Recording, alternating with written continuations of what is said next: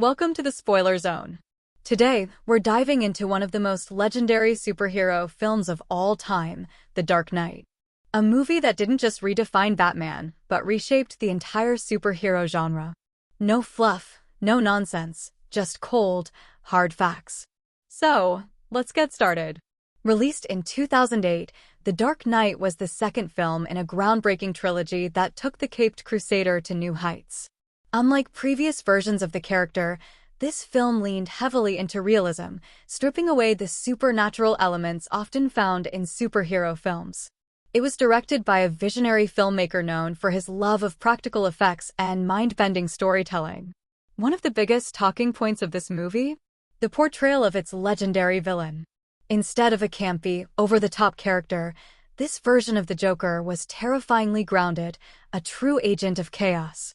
The performance behind the character was so intense that it quickly became one of the most celebrated portrayals of a villain in film history.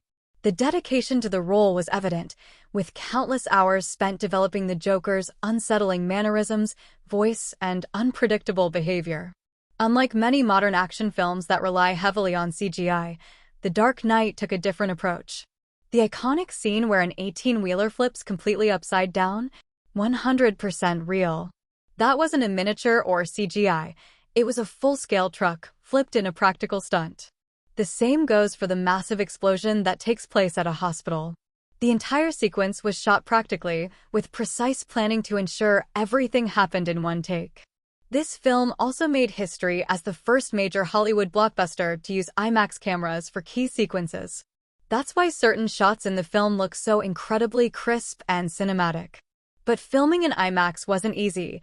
These cameras were massive, extremely loud, and expensive to use. Still, the effort paid off, giving audiences a visual experience unlike anything before it. Beyond its visuals and action, the film's storytelling set it apart. It wasn't just about good versus evil, it was about morality, chaos, and the cost of heroism. The transformation of Gotham's district attorney into a tragic villain added an emotional weight rarely seen in superhero films. And the ending? A gut punch. Unlike most comic book movies, The Dark Knight didn't end with a clear victory, it ended with sacrifice. The Dark Knight shattered box office records, becoming one of the highest-grossing films of its time.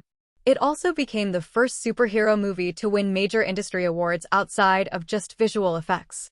The recognition for its villain's performance, in particular, set a precedent for how seriously comic book movies could be taken in Hollywood.